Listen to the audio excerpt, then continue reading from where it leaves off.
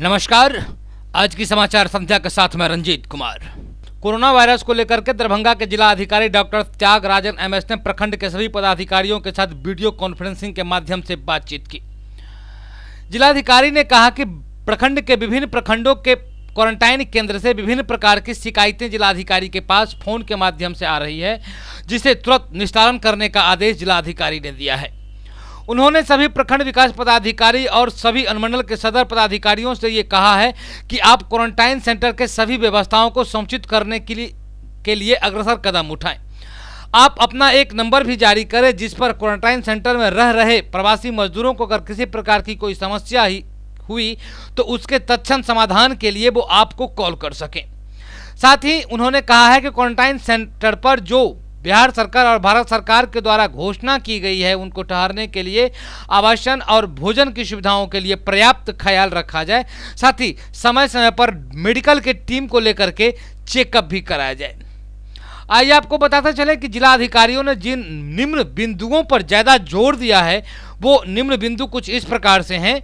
जिलाधिकारी का कहना था कि बड़ी संख्या में आ रहे प्रवासी मजदूरों की संख्या को देखते हुए पंचायत स्तरीय विद्यालय क्वारंटाइन कैंपों को सभी आवश्यक सुविधाओं के साथ पूरी तरीके से तैयार रखें। पंचायत स्तरीय प्रतिनिधियों के समन्वय भी बनाए रखें। प्रवासी मजदूरों की बड़ी संख्या में अलग अलग जोन से आ रहे हैं, अतः उनके क्वारंटाइन के लिए रणनीति बनाकर समुचित व्यवस्था अलग अलग ढंग से किया जाए। अलग अलग जोन से आने वाले प्रवासी मजदूरों के लिए जोन के हिसाब से टेस्टिंग की रणनीति भी बनाई जाए ताकि एक जोन से आए हुए दूसरे जोन के गिरोह में न चले जाएं, भीड़ इकट्ठी न हो जाए। जो जिस दिशा से आए हैं उस दिशा की जोन अलग कर दिया जाए। जिले में टेस्टिंग कार्य को अविलंब शुरू कराना चाहिए। इसमें अब विलंब न हो, योजना बनाकर अधिकाधिक टेस्टिंग कोरोना संक्रमण के स्प्रेड को रोकने के लिए कारगर साबित होगा। बाहर से आने वाले प्रवासी मजदूरों को शीघ्र लाने के लिए ट्रेन एवं बसों की अधिकतम क्षमता का उपयोग किया जा रहा है और इसमें हम सफलता भी पा रहे हैं। विदेश से भी आने वाले लोगों को क्वारंटाइन व्यवस्था की सारी तैयारियां रखें और उन्होंने कहा है कि सभी लोग सचेत एवं सतर्क रहें, परेशान न हो। हम सभी की चिंता करते हैं, चाहे राशन कार्डधारी हो, पेंशनधारी हो, किसान हो, वृद्धजन हो, दिव्यांगजन हो, चिकित्सा कर्मी हो, छात्र छात्राएं हो या दिहाड़ी मजदूर करने वाले लोग हों, ठेला वेंडर, रिक्शा चालक, अन्य जरूरतमंद व्यक्तियों को सरकार के द्वारा हर संभव मदद की जा रही है। आप लोग को निराश होने की आवश्यकता नहीं है। तत्काल सरकार आपके साथ कदम में कदम मिलाकर चलने को तैयार है।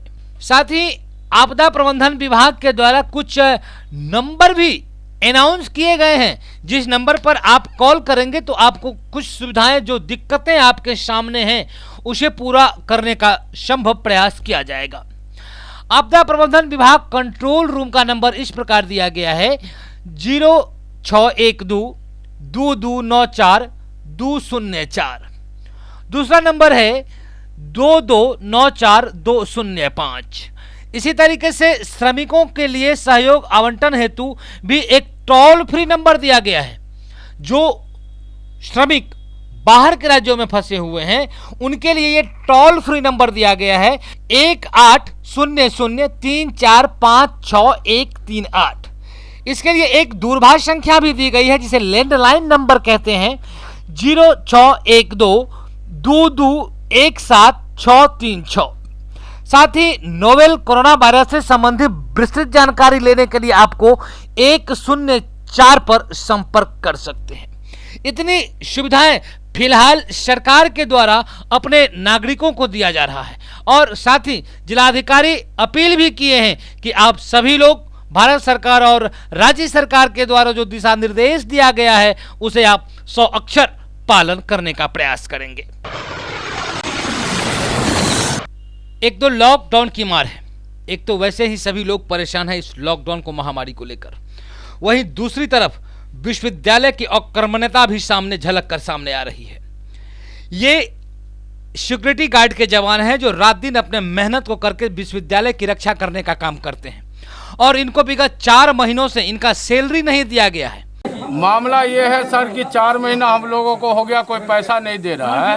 और कोरोना के टाइम में मोदी जी ने बोला है किसी की नौकरी नहीं जाएगी, किसी का तनख्वाह नहीं कटेगा, उसको तनख्वाह देना चाहिए।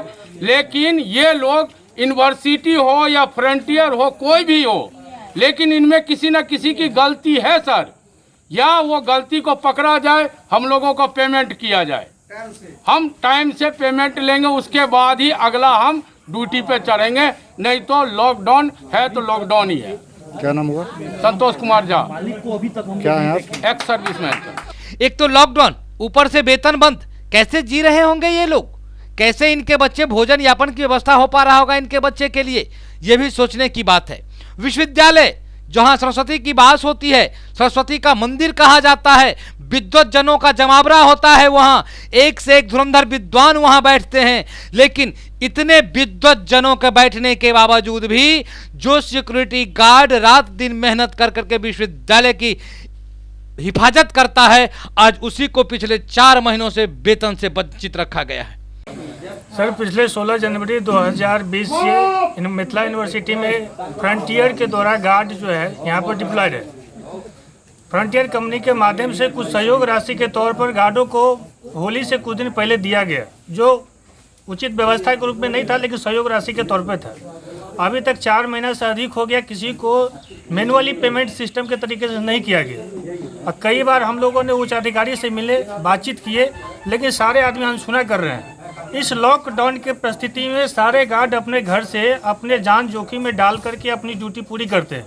इनकी हालत ऐसी बनी हुई है कि खाने के घर में लाले पड़े हुए हैं। ये स्थिति पूरे हिंदुस्तान का बना हुआ है, जबकि हम लोग ड्यूटी करते हुए किए हुए ड्यूटी के पैसा देने के लिए तैयार नहीं यूनिवर्सिटी और कंपनी। तो इसके ऊपर उचित कार्रवाई की जाए और जल्द से जल्द सभी का पेमेंट भुगतान की जाए। अगर पेमेंट भुगतान नहीं होती है तो अगले आदेश तक हम लोग यहाँ पर स्ट्राइक करके रखेंगे और ना किसी प्रकार की कोई ड्यूटी करेंगे हम। इसके लिए यूनिवर्सिटी में किसी प्रकार का क्षति हो या कुछ भी हो, वो अपनी खुद जिम्मेदारी रखती है। क्या नाम हुआ आपका? मेरा नाम हुआ गणेश मंडल। क्या है आप? मैं भी सुपरवाइजर हूँ, यहाँ पेट्रोलिंग करता हूँ पूरे यूनिवर्सिटी में। किस यूनिवर्सिटी में है? मिथिला यूनिवर्सिटी। और जब इन सुरक्षा कर्मियों का शब्द का बांध टूटा, तब इन्होंने विश्वविद्यालय प्रशासन के खिलाफ अपना मोर्चा खोल दिया है। और आज ये लोग विश्वविद्यालय में बने धरना स्थल पर पहुंच करके सभी लोग एकत्र होकर विश्वविद्यालय प्रशासन के खिलाफ जमकर नारेबाजी की।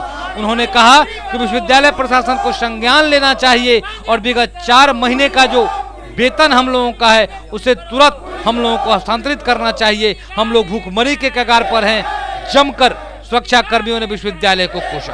आइए आपको दिखाते हैं कि वहाँ जो सुरक्षा कर्मी हैं, जो रात दिन मेहनत करके सुरक्षा करते हैं, विश्वविद्यालय का हिफाजत करते हैं, उनका क्या कहना था, आइए आपको दिखाते हैं। पूरा मामला ये है कि विश्वविद्यालय प्रशासन की ये रवैया शुरू से रही है गार्डिंग फैसिलिटी के तहत।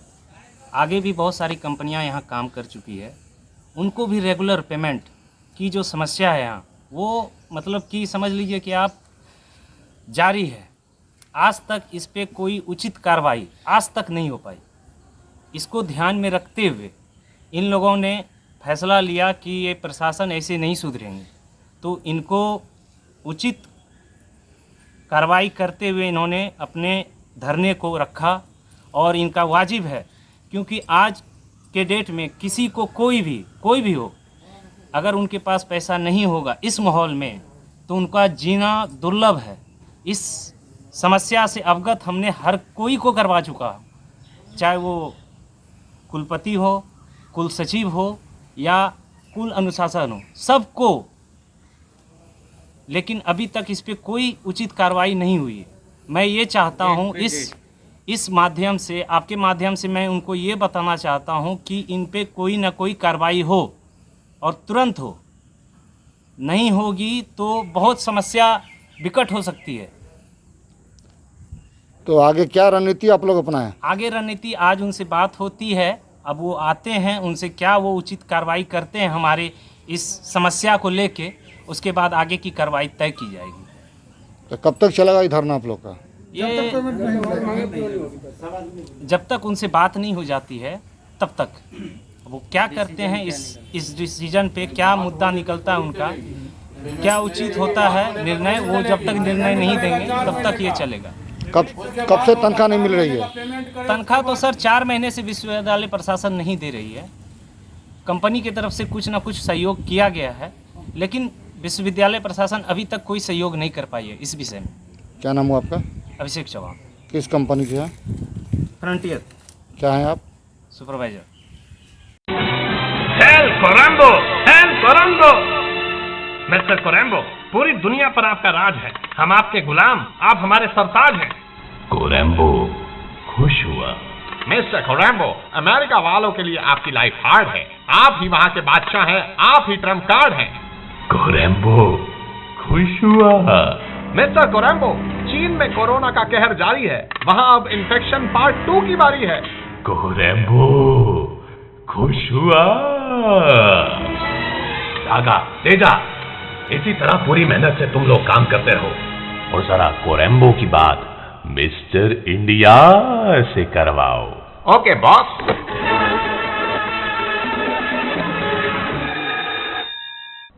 Mister India here, Korambo here. हाँ बोलो। पूरी दुनिया में ये तबाहियां, ये बर्बादियां, ये बीमारियां, ये इन्फेक्शन, ये मौतें, ये सब अगर इसी तरह चलता रहा तो वो दिन दूर नहीं जब हिंदुस्तान पर भी कोरैम्बो का राज होगा। हिंदुस्तान पर राज करने का सपने देखने वालों, तुम्हारे अंदर इतना सैनिटाइजर ठोकूंगा कि शरीर में कभी अल्कोहल की कमी नहीं होगी। यह मिस्टर इंडिया का वादा है, इसे कहते हैं छका। बंद कर अपनी बकवास और सुन। कोरैम्बो खुश नहीं हुआ। शहर में विधि व्यवस्था को दुरुस्त रखने के लिए जिला प्रशासन के आदेश पर शहर में लगातार और निरंतर वाहन चेकिंग अभियान चलाया जा रहा है। आपको बताते चले कि लगातार शहर के विभिन्न चौक चौराहों पर सघन वाहन चेकिंग अभियान चलाया जा रहा है, जिसमें विभिन्न तरह के कागजात जो यातायात नियम के रूल्स हैं उनको भी देखे जाते हैं और साथ साथ लॉकडाउन नियम का उल्लंघन न हो इसका भी अनुपालन किया जा रहा है।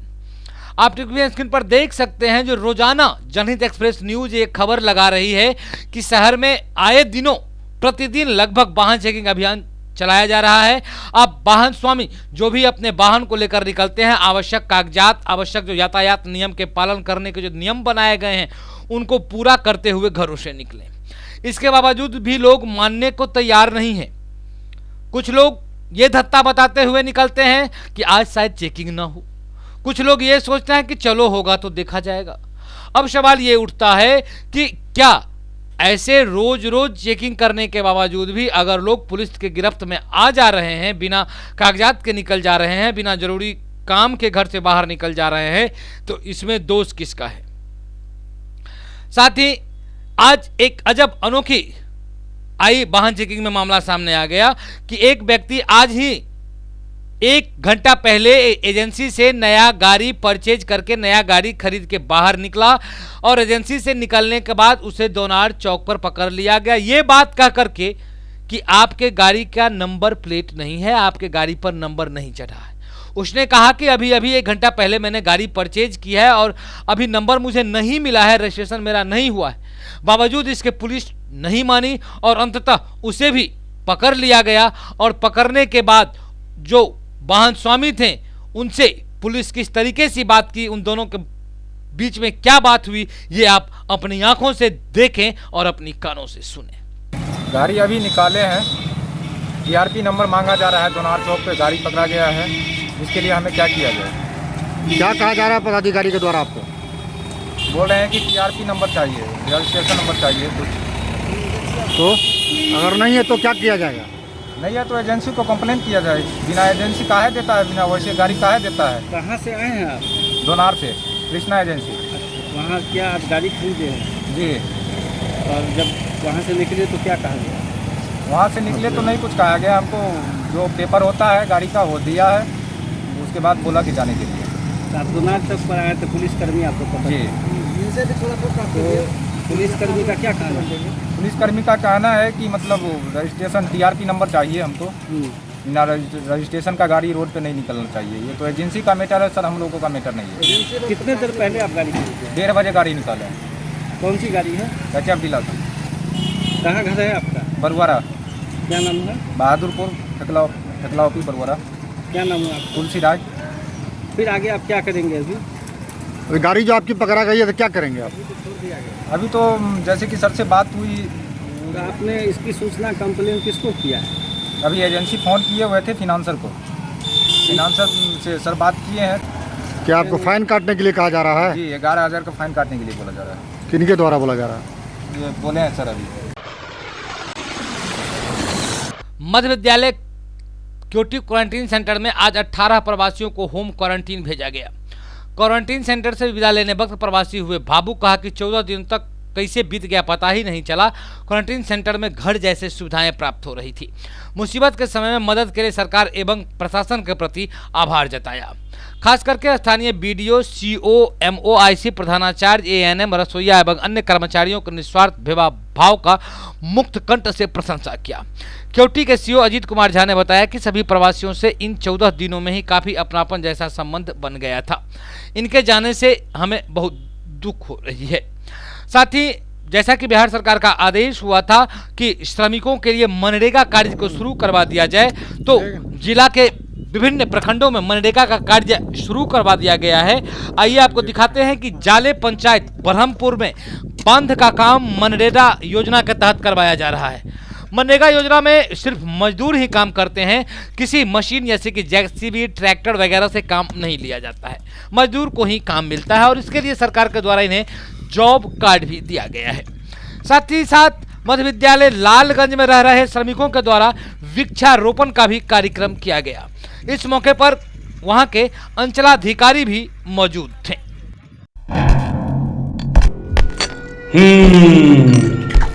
कितने आदमी थे? सरदार एक भी नहीं, सब लॉकडाउन में बंद थे। एक भी नहीं। कोरोना के बच्चों, वो एक भी नहीं और तुम तीन तेरे भी वापस आ गए बगैर इन्फेक्शन फैलाए। क्या सोच कर आए थे कि सरदार बहुत खुश होगा, शाबाशी देगा? धिक्कार है। अरे साला, कितने देशों में हमने इन्फेक्शन फैलाया है रे? पूरी दुनिया में सरदार। सुना, पूरी दुनिया में। वो इसलिए कि यहाँ से 50 कोस दूर जब कोई खांसता है तो सब कहते हैं हाथ धो ले वरना कोरोना वायरस आ जाएगा। और ये तीनों छुटवैये वायरस हमारा नाम सैनिटाइजर में मिला दिए। इसकी सजा मिलेगी, बराबर मिलेगी। तेरा क्या होगा कालिया? सरदार, मैंने आपका इन्फेक्शन फैलाया सरदार। अब सैनिटाइजर खा।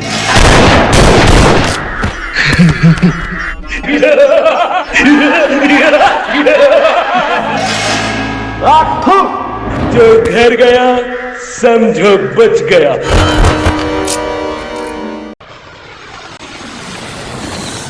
दरभंगा जिला के भाजपा युवा मोर्चा के नवनियुक्त अध्यक्ष बालेंदु झा के घर पर विद्यार्थी परिषद के कार्यकर्ताओं ने पहुंचकर मिथिला के परंपरा के अनुसार उन्हें पाग और चादर से सम्मानित किया। साथ ही उनके उज्जवल भविष्य की भी कामना की। छात्र नेता मणिकांत मनी ने इस संबंध में बताते हुए कहा कि दरभंगा युवा मोर्चा के अध्यक्ष पद पर पुराने ऊर्जावान और प्रखर व्यक्ति का चयन नेतृत्व दरभंगा के संगठन को मजबूती प्रदान करने का कार्य करेगी। यह अवसर प्रदान किया है। साथ ही मेरा सबसे पहला प्रयास होगा और लक्ष्य होगा कि मैं दरभंगा के सभी बूथों तक यूथ की एक सशक्त टीम तैयार कर पाऊं, जिसके दम पर हम लोग आगामी विधानसभा चुनाव में 10 के 10 विधानसभा सीटों पर विजय पताका लहरा सकें। पिछले जो विधानसभा चुनाव हुई थी उसमें 10 सीट पे दरभंगा क्षेत्र में सिर्फ 2 सीट हासिल हुई थी। क्या कुछ कमी रह गई थी युवा मोर्चा में, जो यूथ एकत्रित नहीं हो पाए थे, उसको कैसे जोड़ेंगे आप? पिछले चुनाव की परिधि से कुछ अलग थी।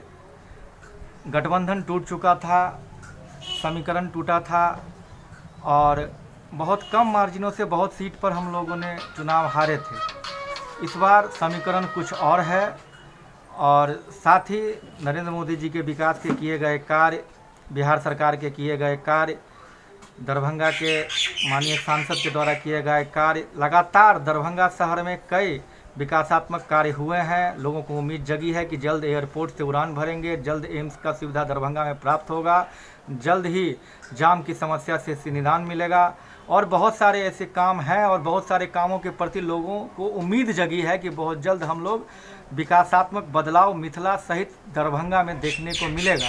तो मुझे पूरी उम्मीद है कि इन कामों के वजह से आगामी विधानसभा चुनाव में भाजपा सहित एनडीए की पूरी टीम को निश्चित रूप से दरभंगा में फ़ायदा मिलेगा और 10 के 10 सीट जीतने में हम सभी कामयाब होंगे।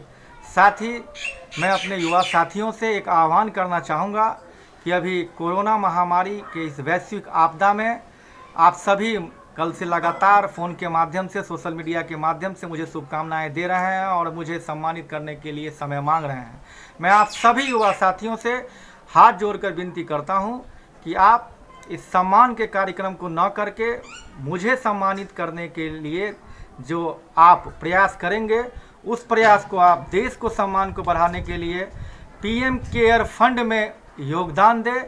मैं समझूंगा आपका पीएम केयर फंड में दिया गया योगदान मुझे सम्मान के रूप में प्राप्त हुआ है। मैं आप सभी युवा साथियों से विनती के रूप में, अपने सम्मान के रूप में पीएम केयर फंड में योगदान के लिए आह्वान करता हूं, अपील करता हूं।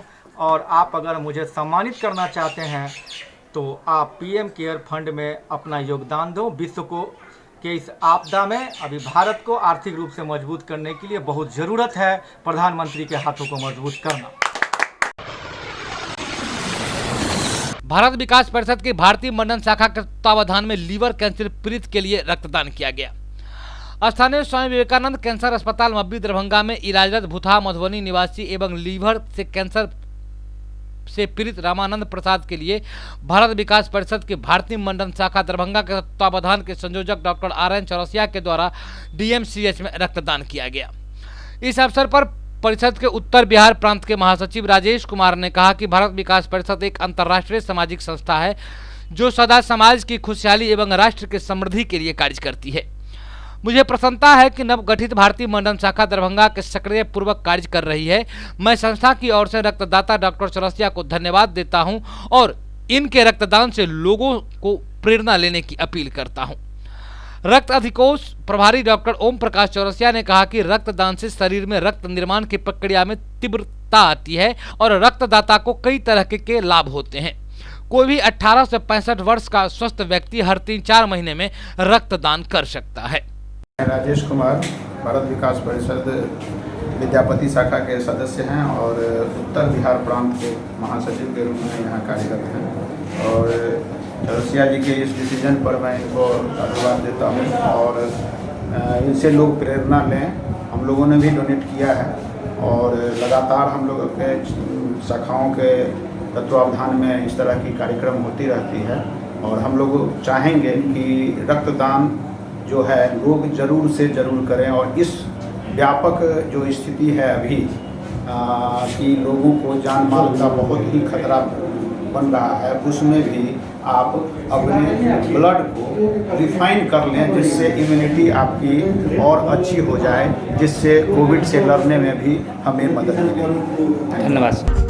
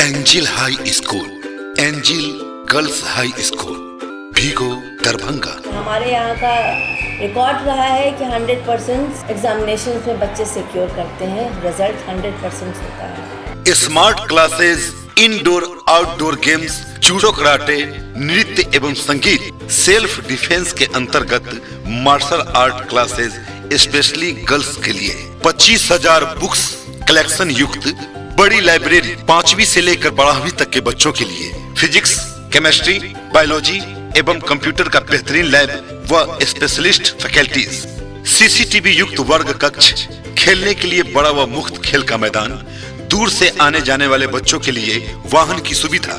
बीपीएल कार्ड जो भी बच्चों का है उसमें इस ईयर भी 10 स्टूडेंट्स फ्रॉम स्टैंडर्ड 1 फ्री में उनका एडमिशन्स होगा और उनको जो भी फैसिलिटी प्रोवाइड की जाएगी वो एंजल हाई स्कूल करवाएगी। और इन सभी कारणों से मैं जो देख रहा हूँ अपने एंजल हाई स्कूल में जितने भी एजुकेटेड लोग हैं वो अब आहिस्ते आहिस्ते हमारी तरफ खींचते चले आ रहे हैं। मैं उन सभी लोगों का शुक्रिया अदा करता हूँ। Angel high school, angel girls high school, Bhigo Darbhanga. सत्र 2020-21 के लिए नामांकन प्रारंभ।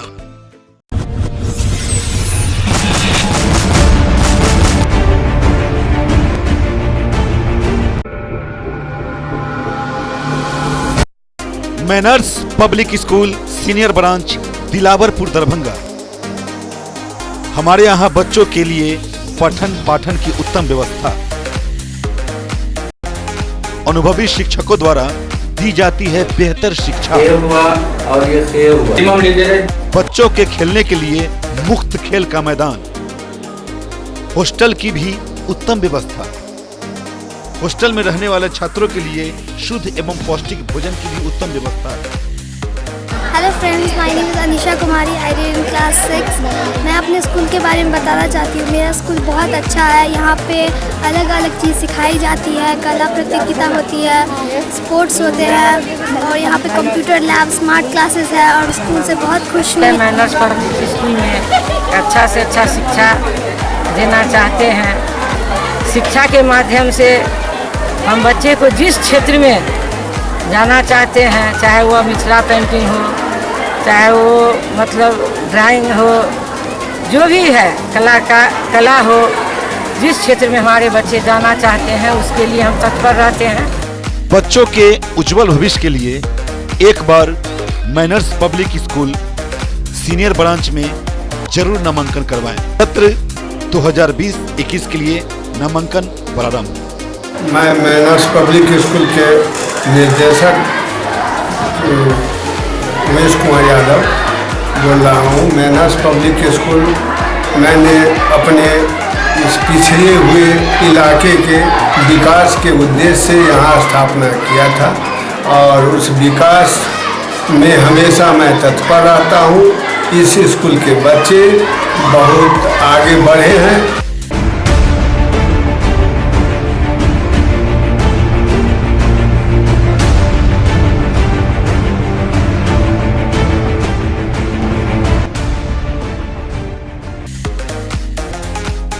Manners public school junior branch Dilawarpur Darbhanga.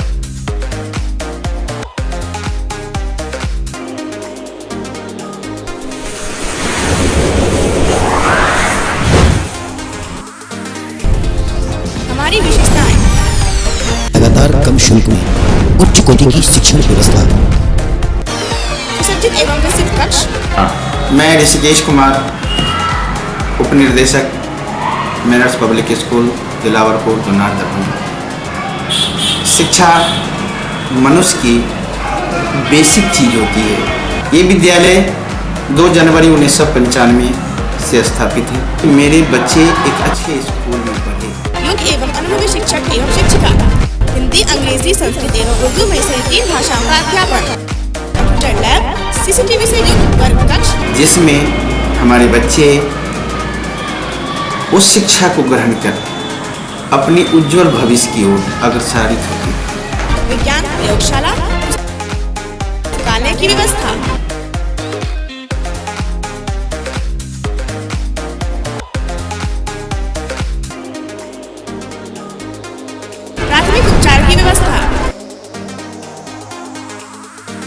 मैं Kalpana Kumari, प्रधानाध्यापिका, manners public school की ओर से आप सभी अभिभावकों का तहे दिल से शुक्रिया करती हूँ, जो आप लोगों ने मेरा अभी तक इतना सहयोग किया है और आगे भी आपसे उम्मीद करती हूँ कि आप हमारे उम्मीद में आप सहयोग हमेशा बनाए रखेंगे। अंकन के लिए 2020 और 21 सत्र के लिए आप लोग हमसे फिर से एक बार संपर्क करें। धन्यवाद। हमारा लक्ष्य स्वाध्याय, स्वावलंबन, अनुशासन, समय पालन, सेवा भाव, मातृ पितृ एवं गुरु। सत्र 2020-21 के लिए नामांकन प्रारंभ।